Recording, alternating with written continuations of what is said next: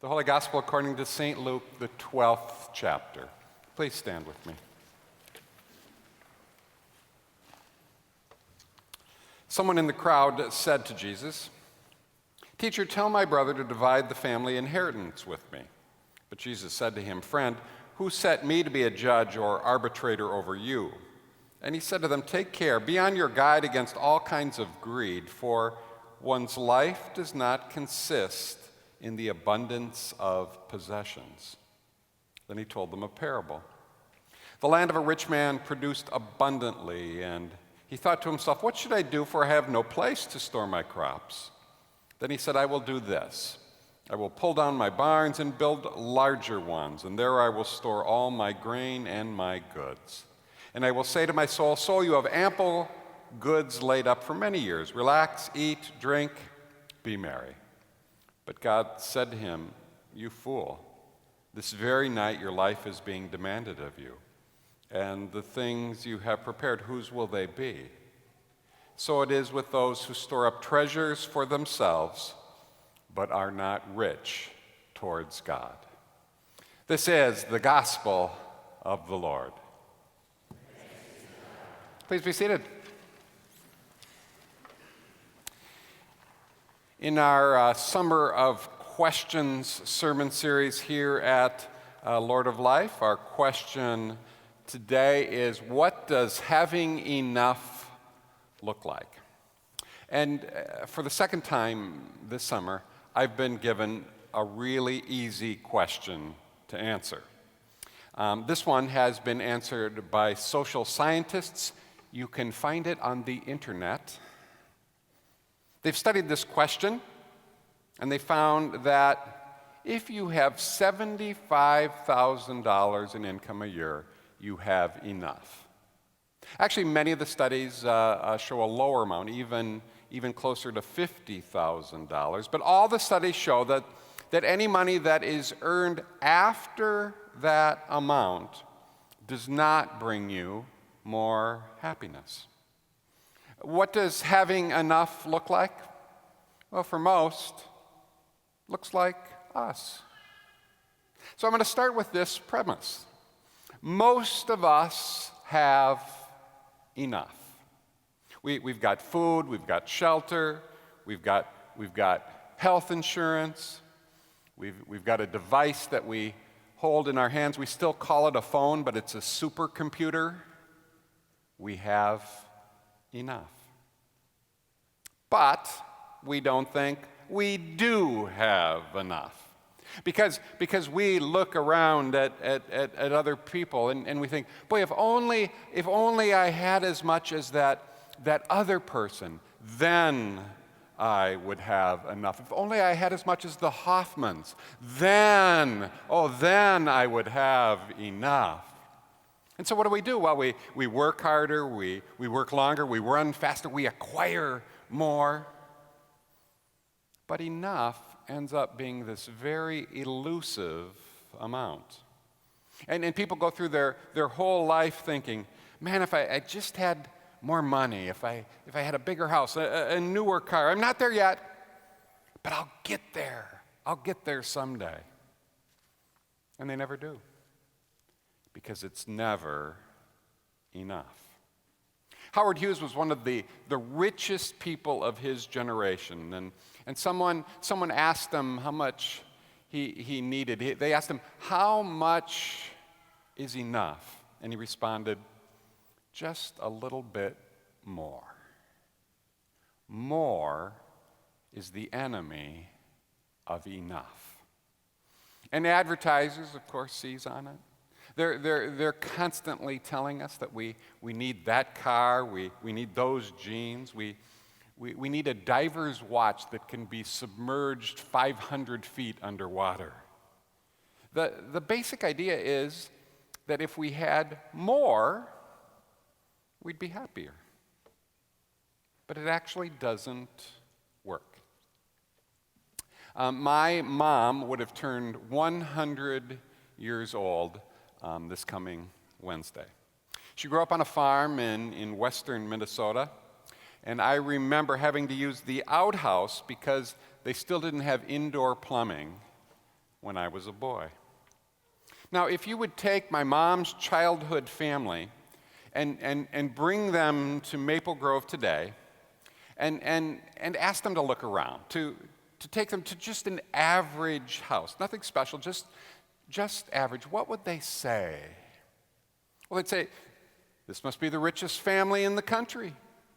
They have 3 cars. The kids are all going to college. They've traveled to Europe. They have multiple television sets, and they're all huge. And they have indoor plumbing. This must be the Rockefellers. But today they're just an average family. Our culture is getting richer and richer and richer. We have more stuff than any generation in history. We have more than enough. But if you ask people how happy they are, those numbers are flat, even declining. We are getting wealthier and wealthier and wealthier, but we are not getting happier and happier and happier. Something's missing. In our gospel today from Luke 12, Jesus warns, one's life does not consist of an abundance of possessions. And then he tells this parable about a man who had an abundance of possessions. He had so much that he had to keep building bigger and bigger and bigger barns so that he could store his grain and goods. He was holding on to it like this. He was holding on to it so tightly, everything he got.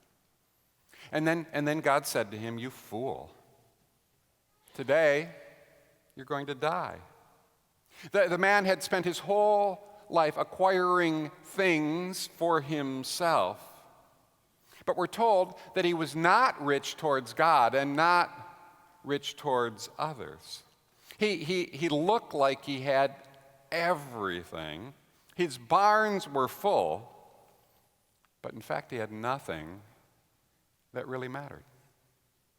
Now, most of us aren't building barns, but the self-storage industry is one of the fastest growing businesses in the United States. Self-storage is an entire business that is built on having more. You know what we put in self-storage? Forgive me for this. Extra crap. There was not a self-storage industry 70 years ago. Actually, there was. My parents called it the closet. How much is enough? In fact, our pursuit of stuff can be hazardous to our health. Here's an example of how it works in nature. In some rural areas of the world, monkey meat is considered a viable food source.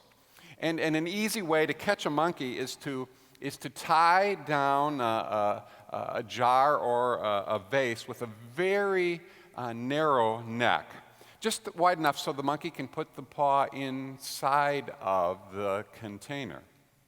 And then they put peanuts in that container, and the monkey wants them, so it reaches in and grabs the peanuts into a fist like this, but then it cannot withdraw its paw because it's in a fist. Now, what's obvious is that all the creature has to do is let go of the fistful of peanuts, and it can go free. But you know what? Their stubbornness in holding on to that fistful of peanuts results in many, many monkeys being captured. I wonder what we're holding on to so tightly in our lives. What do we have clenched in our fists that we're stubbornly willing to let go of? We should, it seems, be smarter than monkeys, but I'm not sure we are. We insist on believing that money will make us happy. John Ortberg tells a story about when his kids were young, taking them to Disneyland. It was a terribly, terribly hot day. but they went early, and well, I'll let him pick up the story. He writes, by about 1:30 in the afternoon, the kids were just miserable. One of our kids was just quietly weeping, saying, "I want to go home." I said, "You can't go home. You haven't seen Snow White yet." "I don't care about Snow White. I just want to go home." We can't go home. We haven't been on Pirates of the Caribbean yet." "I don't care about the pirates. I just want to go home." "We can't go home because I paid $75 for you to come to the happiest place on earth, and I expect $75 worth of happiness, so you give it to me right now, or I'll give you something to be happy about." We go through life thinking somehow that happiness can be purchased. If I just had enough, then I would be happy. We think we need more. And we never get there. In our second lesson, Timothy describes what happens.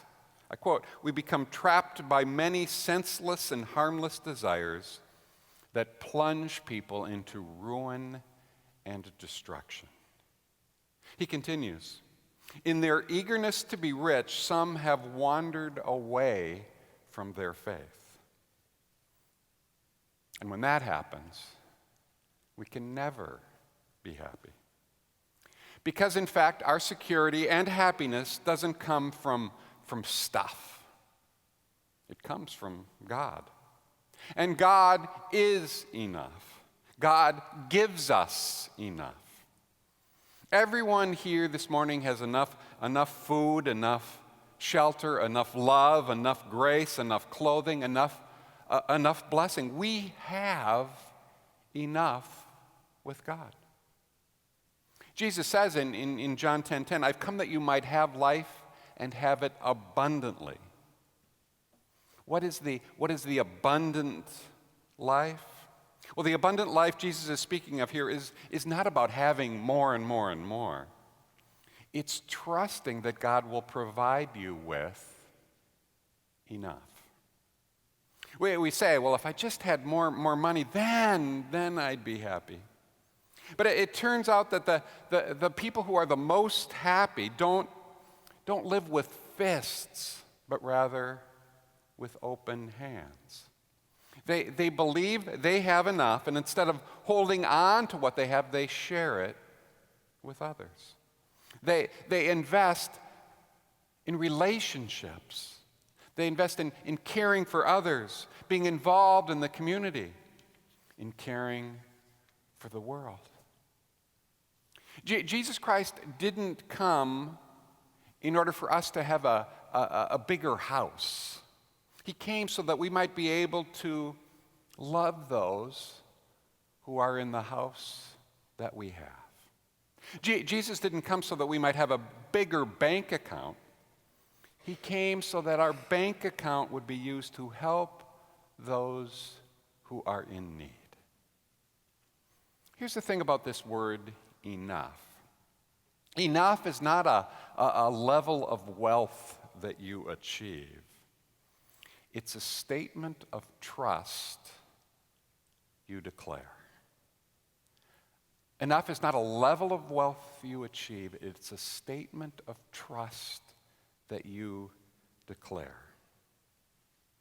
So what if you were to declare enough? I want to go from this to this. What would that look like? What does enough look like? Well, I'm biased here, but I think it looks a little bit like my mom. Here's the thing about the Danielsons, my mom's family growing up on that farm. It didn't look like they had much, but they always had enough. And there was no complaining among them about their lives. In fact, they were and are about the happiest people you'd ever want to meet. And they all turned out great. In fact, throughout her life, my mom never had a lot. But it always seemed to be enough. My parents never took me to Disneyland, but they took me to school, and they took me to Lake Superior, and they took me to the relatives, and they took me to Twins games. My mom loved baseball. And they took me to church. A church where I learned that God was good, that God loved me a lot, and that God would watch over me in good times and in bad. And I have to tell you, I never really felt like I needed more. On her 100th birthday, I guess my mom is kind of reminding me that money and possessions are really overrated. That if you have family and friends and the Twins in first place at the All-Star break, and most importantly, if you have God in your heart, well, that is enough. Amen.